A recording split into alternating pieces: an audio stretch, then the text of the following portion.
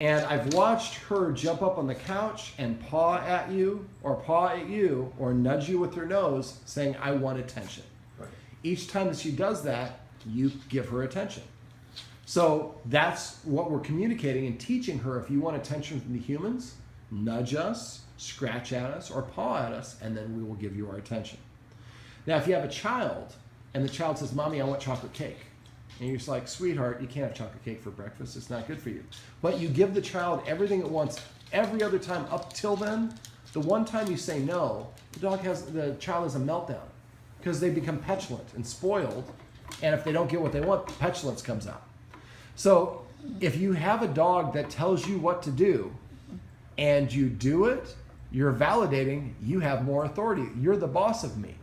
Now, we look at it as being a kindness. The dog is saying it would like us to scratch behind the ears, which it is. But the dog is still giving you an order.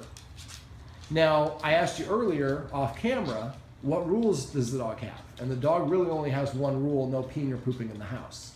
So if you had a job where you had a new boss who's from the 60s and said, hey man, you're going to do better if you're your own boss. So there's no more supervision or oversight. You can come and go as you please. If you don't come in for 3 days, I'm assuming you're working at home, whatever it is. And then he says, matter of fact, I'm also forgetful, so I want you to tell me when it's time to pay you. Well, I just paid you, but it's still time to pay me again, boss. And okay, he pulls out his paycheck. You're going to be a really horrible employee under those circumstances. You're going to do what you want rather than doing what the dog wants. So now, jumping up, hey, you give me attention. So I consider petting a dog our way of paying the dog. So right now you are paying your dog for doing what your dog wants. I would prefer, what I suggest for my clients is I practice something I call petting with a purpose. And basically I consider petting the dog our way of paying them. So instead of petting the dog for jumping up and saying, give me attention, I would give the dog a counter order, sit. When the dog sits, I reach over and pet it for sitting. If it's already sitting and it's nudging me with its nose, I ask it to lay down. When it lays down, I immediately start petting it and say down, the word down. So if you tell the human what to do, nothing happens. The human tells you to do something and you do it, there's a benefit, there's a reward. Then the dog starts trying to do what I call desired behaviors, like sitting in front of you to ask for attention rather than pawing at you, because pawing at you no longer works. Okay, so what do I do in this case? All right. She's sitting. Do you want to pet her, or? Of course, I always want. Okay. So does she know how to lay down on command? I don't know, she may.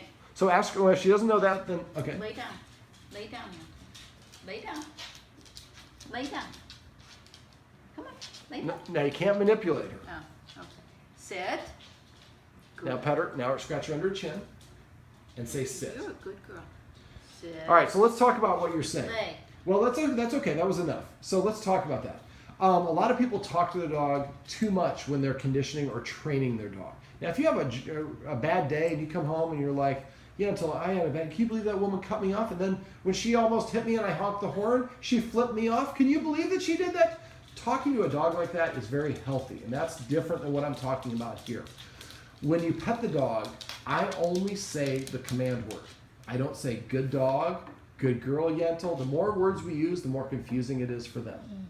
So the second she sits, I would pet her and say the word sit. Even though she knows how to sit, just like anything else, practice makes perfect. The more we practice, the better it is. Sit. Asking her to sit or to lay down is not really asking her to do anything outrageous. So we're setting the bar pretty low. But she has to do something, change her state in order to get your attention. That helps her develop a respect for you as an authority figure. I can ask them to do something, and sometimes it's yes, sometimes it's no.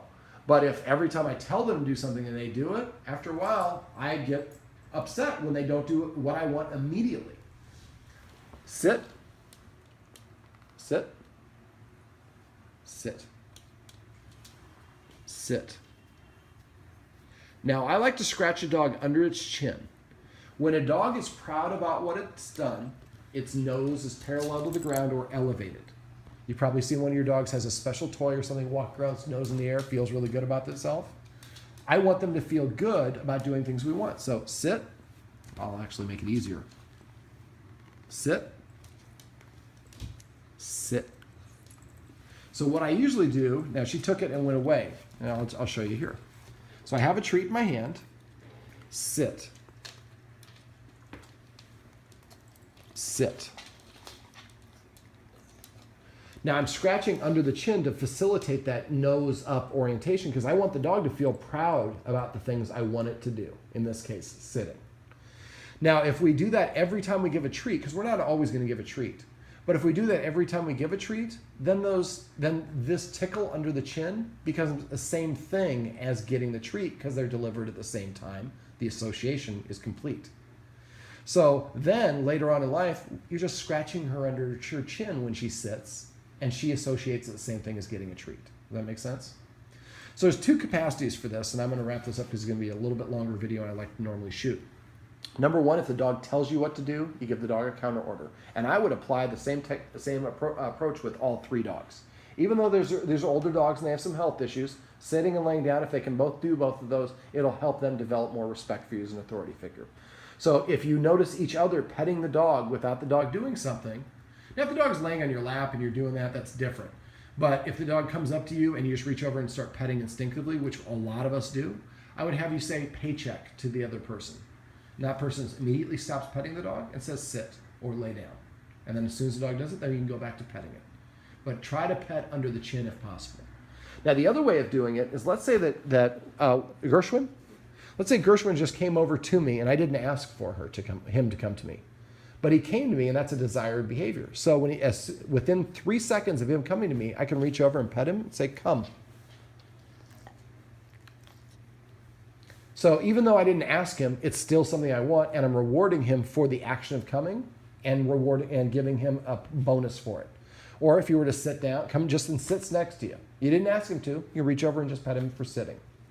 You can teach your dog to do any behavior they do on their own on command by rewarding it this way and assigning, or we call it marking, the trainers do call it marking. So crash is the word that I use.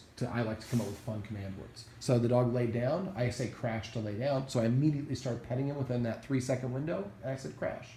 After a while, I was like, if I just go and lay down in front of people, they give me attention. I'm going to start laying down in front of people more often.